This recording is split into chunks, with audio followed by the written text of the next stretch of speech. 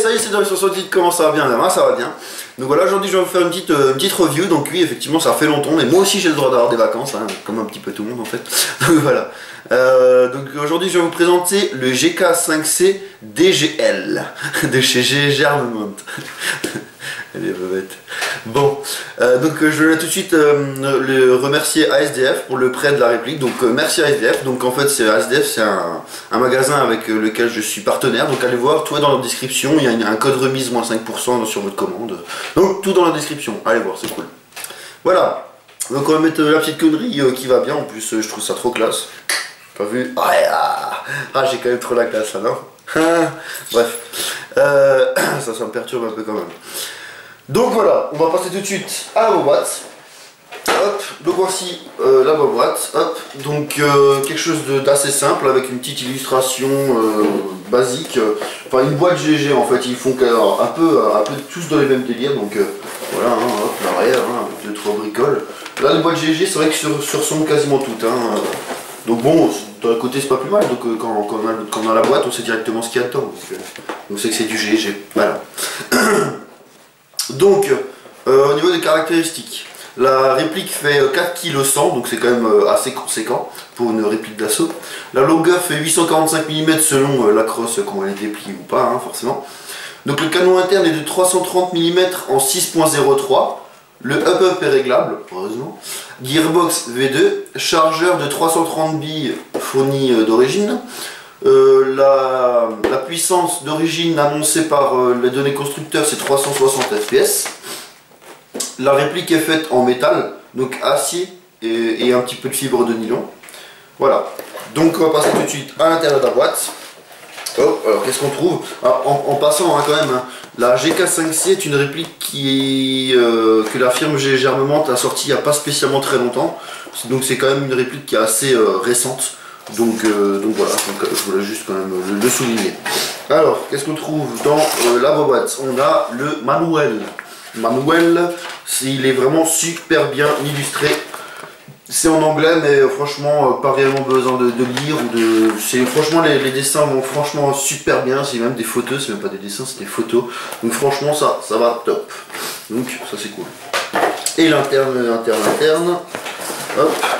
Donc on a du polystyrène, hein, quelque chose de basique. Hein. GG Armament, ils auraient pu mettre quand même, vous savez, le plastique noir, ou que ça fait pas des bulles comme ça quand on arrache. Enfin bref, vous voyez ce que je veux dire. Donc c'est un petit peu dommage. On pensait tomber sur quelque chose d'un peu plus haut de gamme pour la gamme de prix. Voilà. Hop là, alors voilà. Pardon, j'ai un petit peu le rhume. Donc on va passer tout de suite à la réplique. Donc là voilà la réplique, elle est sympa, elle est jolie, hein, elle est super lourde aussi. Donc là elle est déclinée en verte. Donc moi je trouve que ça change pas mal. Moi je trouve bien sympathique que GG a pensé à faire directement une couleur un peu spécifique dessus. Alors pourquoi? Parce que le noir ça va 5 minutes, mais il y en a partout quoi. Donc voilà. Donc on va passer tout de suite au chargeur. Donc le chargeur comme d'habitude, le petit bouton qui se trouve ici, on appuie, le chargeur qui s'en va. Donc le chargeur iCap, comme j'ai dit tout à l'heure, de 330 billes, un peu stylisé comme ça. Donc il faut savoir que la réplique accepte tout type chargeur M4. Donc ça c'est vraiment pas mal, hein. On n'a pas besoin d'acheter des chargeurs spécifiques. Donc tout ce qui est M4 ça passe dedans. Donc ça c'est pas mal. Donc c'est de la fibre de nylon pour le chargeur. Mais ça inspire la solidité. Voilà. Donc on passe tout de suite à la réplique. Donc on va commencer par la crosse. Donc la crosse un peu spécifique pour la déplacer. On a un petit bouton juste ici. On appuie. Hop. Il y a ça qui sort. Et en fait on peut le régler. Il y a plein de positions. Vous l'entendez les clac clac clac là. Il y a plein de positions différentes. Une fois qu'on a trouvé notre position, on a juste besoin de faire revenir. Entendre un clac et on est bon, elle bouge plus. Si vous voulez de nouveau changer, bouton, tac, on bouge et on reclipse. Faut savoir aussi que c'est une crosse repliable, donc on a simplement besoin de faire baisser la crosse et ensuite la rabattre de côté. Voilà, pour avoir quelque chose de beaucoup plus court. et beaucoup plus maniable. Voilà, donc en fait quand les pliée, rien ne la tient. Alors en fait elle a pas trop de jeu, mais il y a du jeu quand même. Donc ça c'est un peu dommage en fait. Voilà, en la remettant, le fait de revenir. Voilà. Et voilà, là la crosse est bien. Ensuite, le pontet. Alors le pontet, oui, donc en fait, je ne l'ai pas dit tout à l'heure, mais c'est la GK5C est une arme suédoise. Je parle de l'arme. Hein.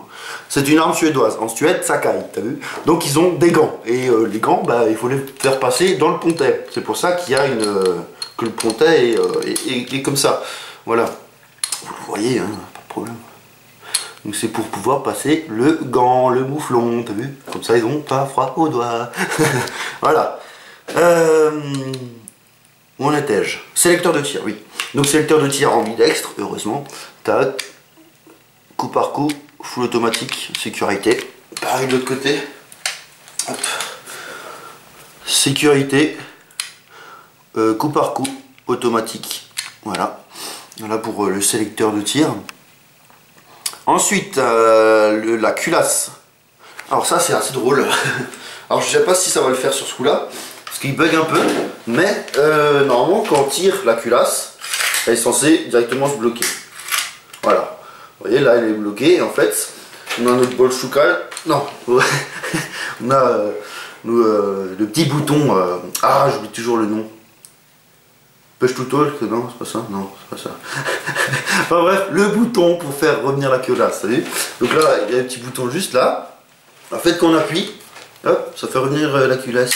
Tac, c'est sympa. Puis ça fait un bon bruit, c'est assez sympa. Donc pour régler le pop, c'est top.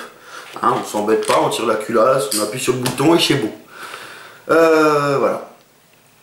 Moi je touche, je sais pas ce que je raconte comme connerie moi, enfin de toute façon il est le matin, je suis encore un petit peu la tête dans le cul, alors laissez-moi tranquille hein. Voilà. Donc au niveau des rails et cache-rails, alors il faut savoir qu'en fait cette réplique est livrée avec directement des cache-rails d'origine.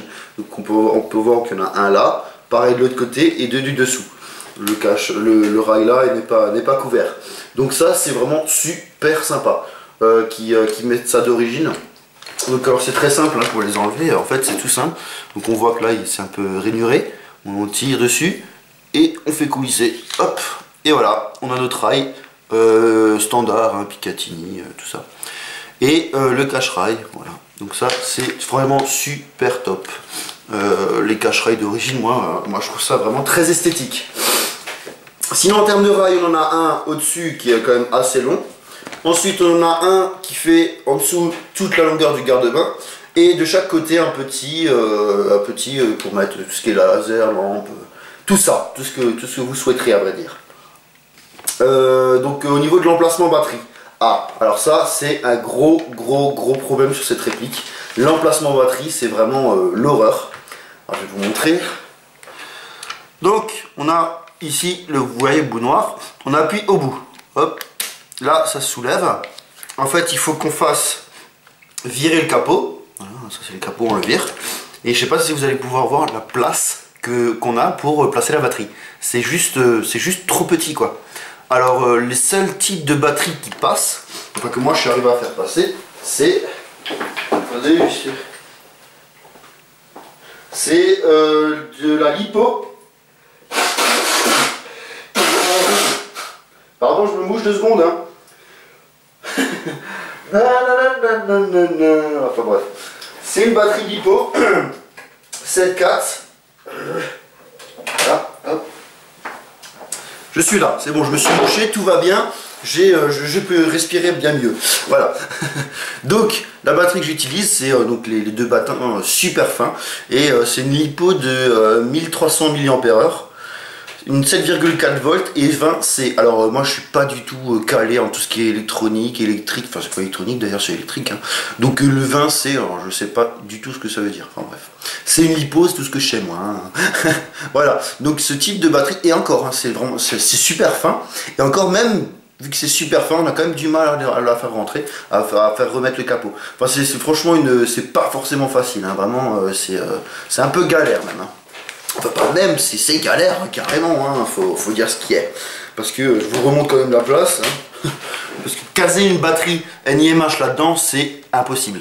Mais strictement impossible. Donc les joueurs qui ne souhaitent pas jouer en lipo, cette réplique, à mon avis, c'est râpé. Ou alors faut mettre un boîtier PEC. Mais bon, boîtier PEC, c'est pas forcément très esthétique. Voilà, on va remettre le capot. Donc le capot, on le remet. Tac, on est en position. On fait juste revenir le petit teuteux là. Hop. Et voilà, c'est bon, c'est bloqué. Donc ouais, c'est vrai qu'au niveau de l'emplacement batterie, c'est assez... c'est assez chiant quoi, en fait. Voilà. Et le système de visée, alors c'est quelque chose de très basique. Hein. Je sais pas si je vais arriver bien à vous le montrer. À l'avant, on a deux trucs. En fait, on a juste ça, où on peut le faire pivoter, et on a ça. Et à l'arrière, on a ça, et on peut le faire pivoter, et en fait, on a un trou. Voilà. Enfin bon, moi personnellement, je n'utilise jamais les systèmes de visée d'origine, donc voilà. C'est soit j'ai une red dot, soit je tire au jugé. Après, hein, ça ne concerne absolument que moi. Alors, au niveau des attaches sangles, alors ça c'est vraiment un gros problème. Moi qui l'ai en partie, moi qui ai une M4 de base, j'ai une sangle 1 point qui m'arrive au niveau du torse. Donc pour avoir la réplique à peu près comme ça, hein, donc pour être à l'aise quoi, puis pour shooter plus facilement. Donc sur cette réplique, il n'y a pas d'attache sangle. Enfin, il y en a, mais c'est là. Donc je sais pas, vous allez pouvoir voir là, les petits machins tout bizarres là au niveau de la crosse, le bout de la crosse, et à l'avant. Les deux tétons là et là. Alors c'est vrai que c'est franchement pas sympa. Ils auraient pu mettre un petit attache sangle qui va bien, type M4 au niveau d'ici. Hein, voilà, franchement, ça coûtait pas beaucoup plus cher, mais voilà. Ils l'ont pas fait, tant pis, c'est dommage. Au niveau des caractéristiques de tir, alors je voulais juste revenir sur mes quelques petites remarques que je me suis notées sur mon petit papier, hein, t'as vu. Donc c'est à la K5C, arme suédoise, donc je parle d'arme. Hein.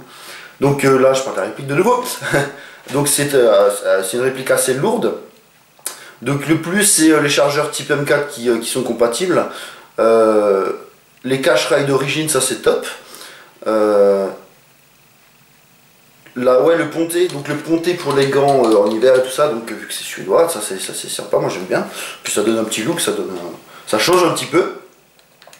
Donc crosse spéciale, ouais, le nouveau système de blocage est assez sympa je trouve. Et puis vu qu'elle est repliable, c'est toujours sympa. Donc j'ai mis un plus finition, j'ai mis plus bonne cadence et précision. En moins j'ai mis emplacement batterie, parce que c'est vraiment grave la galère. Et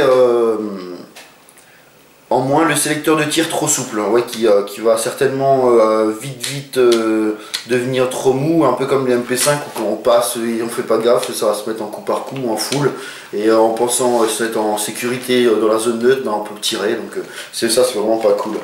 Qu'est-ce que j'ai remarqué en fait sur cette réplique, elle est bien mais super lourde, voilà. Donc au niveau de la précision reste correcte. D'origine comme ça, en 6.03, donc c'est du GG Armement, hein, donc voilà, mais avec le up-up GG Armement, si vous l'avez démonté, vous savez que c'est un joint up-up vert bizarre, là. Donc sur tous les GG Armement il y a ça, mais ça fait son taf, ça fait son petit boulot, ça reste du correct.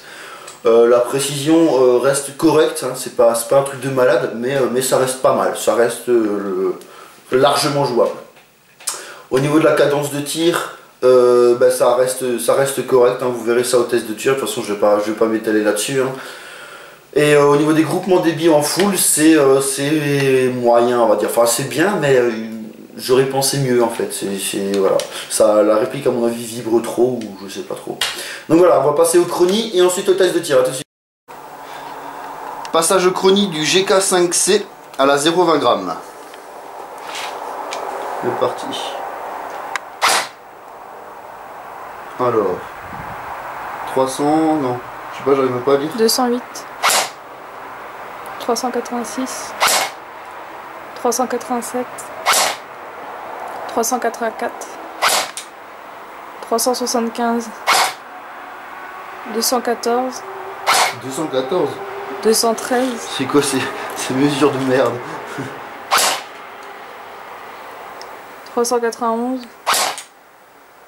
384, 385. Ouais, donc les données constructeurs donnent 360 au lieu de quasiment 390 quoi. Donc c'est un peu fou. On va regarder le full automatique.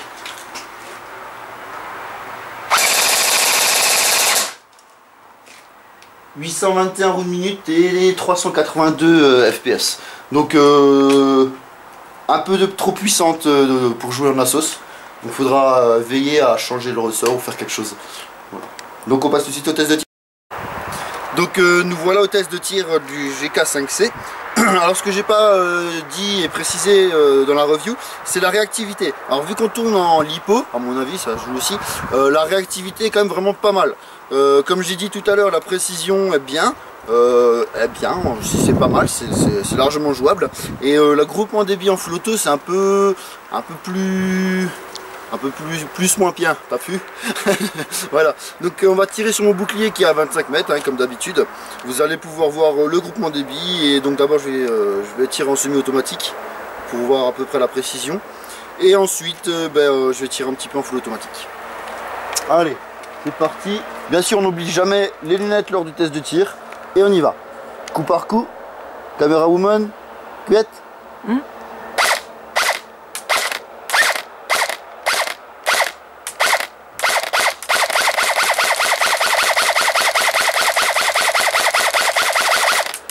Donc la réactivité est pas mal hein.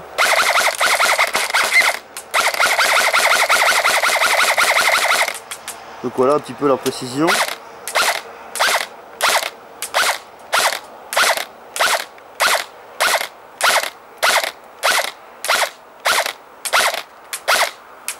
Donc faut savoir qu'il y a quand même pas mal de vent hein. Chez moi il y a toujours du vent.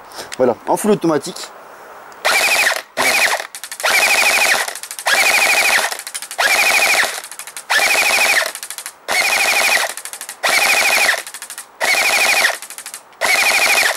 Donc on voit que le groupement est quand même moins bien. On aurait peut-être pensé un peu mieux. Un petit peu de coup par coup encore pour finir. Ah, faut molleter donc c'est bon, on va arrêter là. Semi-automatique, c'est sécurité hein, toujours, histoire d'être tranquille. Donc voilà, c'était un petit peu la review du GK5C. Me semble-t-il que j'ai fait le tour. Je vous ai montré un petit peu ce qu'il vaut en test de tir, au chronie et tout ça. Donc une réplique vraiment pas mal, mais c'est vraiment pas pour les petits bras, hein. Vu 4 kg 100 au bout de la journée, on n'en peut plus quoi. C'est un peu quasiment le même poids qu'une M249, je sais pas si vous vous rendez compte, surtout en assaut. Donc voilà, je vous remercie d'avoir regardé ma vidéo et à bientôt.